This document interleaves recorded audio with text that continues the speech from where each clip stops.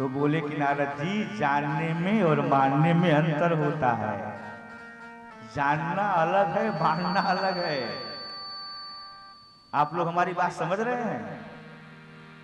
जानने को तो हम बहुत कुछ जान लेते हैं, लेकिन मानते कितना है इस पर निर्भर करता है। एक दृष्टांत के माध्यम से बताया देता हूं। बहुत दिनों की बात नहीं है, 450 वर्ष पहले की बात है। 450 वर्ष पहले एक काशी की घटना है। 80 घाट पर गोस्वामी तुलसीदास जी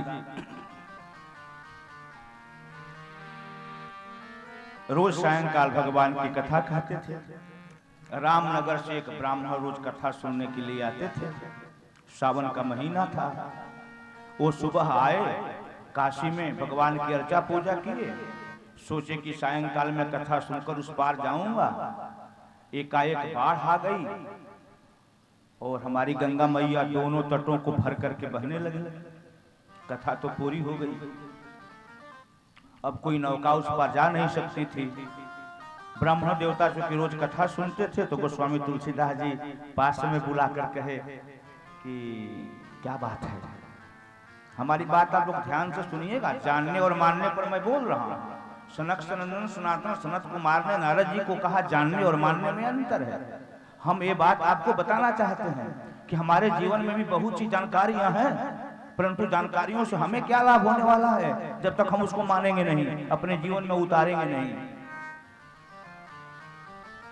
तो ब्राह्मण बोले कि महाराज, आज मेरे ठाकुर जी की सेवा नहीं हो पाएगी, क्योंकि मेरी ब्राह्मणी सेवा करने लायक है नहीं, और गंगा जी में बाढ़ आ गई। अब मैं कैसे जाऊं? तो तुलसीदास जी अपने आश्रम में गए, कुटिया में जाकर के एक कागज की पुड़िया लाए। बोले कि हाथ में रख लीजिए और गंगा जी आप जाइए, पार कीजिए। हाथ में लिए, गंगा जी में जब प्रवेश किए तो पानी के ऊपर ऐसा प्रतीत हो रहा जैसे पृथ्वी है।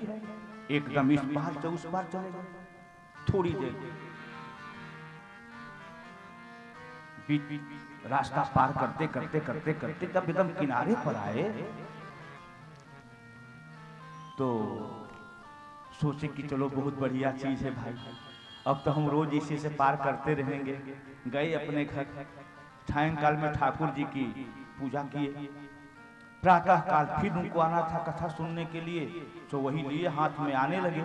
जब गंगा जी के बिल्कुल इस पार आ गए, थोड़ी दूरी थी और, तो सोचे कि भाई तुलसी जी ने कौन सा यंत्र दे दिया है जिसको हाथ में लेने मात्र से पानी पृथ्वी बन जाता है।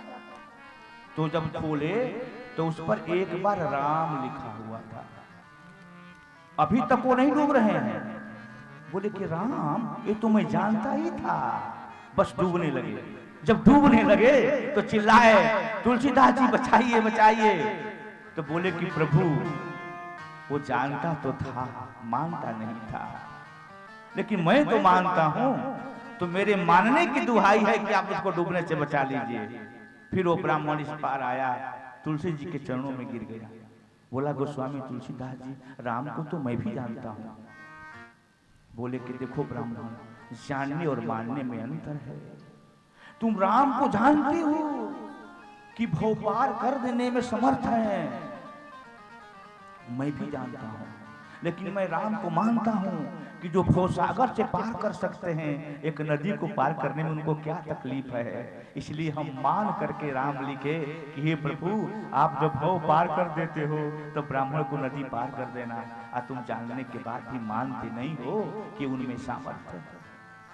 हम जानते हैं, बहुत कुछ जानते हैं, बहुत कुछ समझते हैं, लेकिन समझ करके भी ना समझ और जान कर भी ना मानने वाले होने के कारण हमारा काम नहीं बन पाता। काम बनने के लिए मानना पड़ेगा, जीवन में उतारना पड़ेगा, वैसा आचरण करना पड़ेगा, विश्वास तो करनी ही पड़ेगी। इसके बिना काम बनने वाला नहीं है। तो नारद जी ने कहा, तो महाराज हम कैसे माने? बोले, आपको भूख लगी है, आम का पेड़ आप देख लिए, आम के पके पके फल को देख लिए, अब आपको बताइए, भूख मिटाने के लिए आम के पेड़ को चूसिएगा कि आम के फल को चूसिएगा? बोले नहीं महाराज, आम के फल को चूसना पड़ेगा। बोले ठीक उसी प्रकार से संसार में जो वेद हैं, पुराण हैं, उपनिषद हैं, ये सब के सब पेड़ हैं, पेड़। और श्रीमद् भागवत महापुराण उन सभी पेड़ों का निकला हुआ लबाब रस भरा फल है। फल इसको चूसिए, इसको चाटिए, इसको सूंघिए, इसको सुनिए, इसको पढ़िए, इसको देखिए, इसको आत्मसात कीजिए, काम बन जाएगा।